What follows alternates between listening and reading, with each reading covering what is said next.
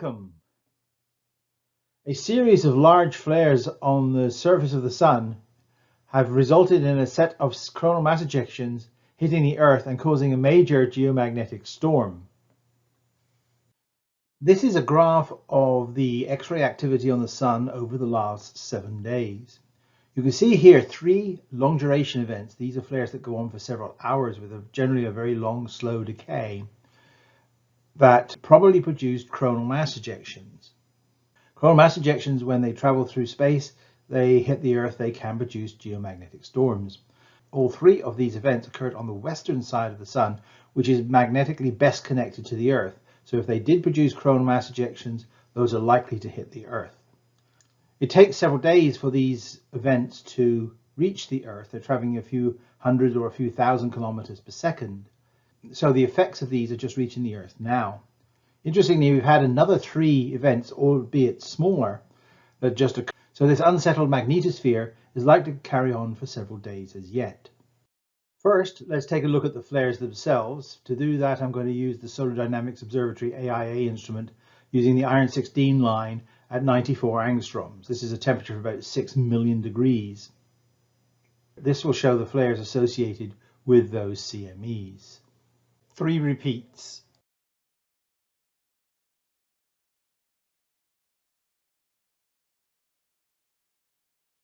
Let's take a look at the coronal mass ejections, the CMEs themselves. To do that, I'm using the LASCO C2 and C3 channels. That's the red is the C2 channel, high resolution inner circle. The blue is the C3 channel, a much wider field of view but at lower resolution. The image in the center of the dark disk is actually the actual size of the Sun. So you can see these events are massive compared with the size of the Sun.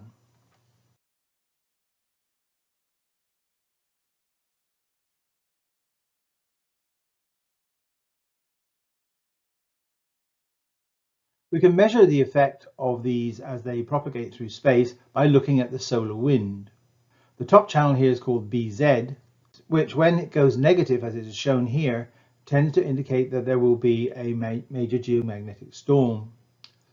That is because a negative or southward facing BZ means that it is the opposite sense to the Earth's magnetic field and so can reconnect with it, creating the conditions that are favorable for the formation of aurora and geomagnetic storms. If you look at the density of the solar wind, you see that there hasn't been very much change. It's been hovering around about 10 for the last 30 days.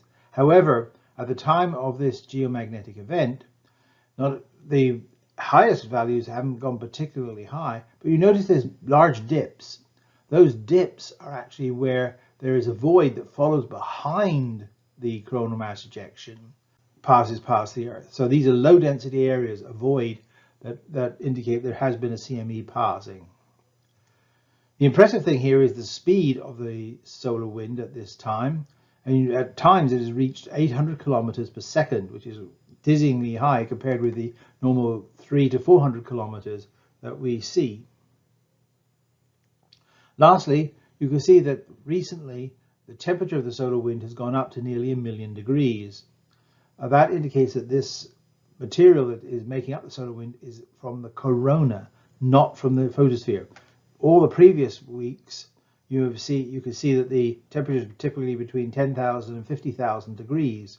That's typical of the lower parts of the solar atmosphere. These CMEs capture coronal plasma, and that's why the temperature goes up.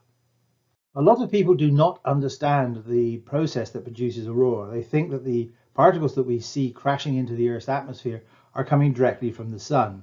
That is not the case. They're coming from the Earth's magnetotail. That's the part of the magnetosphere that points away from the Sun. Energetic particles come in and are trapped on that, but as the solar wind goes by, it compresses the magnetotail. There's forms which forces it to reconnect and accelerate huge numbers of electrons back towards the Earth along the magnetic field lines. And it's those particles crashing into the upper atmosphere that create aurora. I have a short movie that demonstrates this. Here you see the Earth's magnetic field shown in blue. The orange loops here are actually orbits of satellites monitoring this process. As a CME comes in from the left, it compresses the Earth's tail, and the two streams start to come together and eventually reconnect, forming effectively a flare in the Earth's magnetosphere. That then accelerates particles along those field lines that crash into the Earth's atmosphere, making it glow, which is what we call an aurora. There have been sightings of aurora from all around the world. This is just a small selection of some of the aurora that I chose because they all look so very different from one another. And it depends where you are and what time in the auroral process as to what you see. The colors depend on which type of ion in the atmosphere is recombining. Oxygen produces one color, nitrogen another, and so on. But if you ever see one of these, and I've only ever seen one myself, it is absolutely spectacular. We are likely to get a lot more events like this in the coming years. So if you get a chance to see an aurora, do take the time to do it. It is a marvelous event to see. So in the meantime, stay safe and goodbye.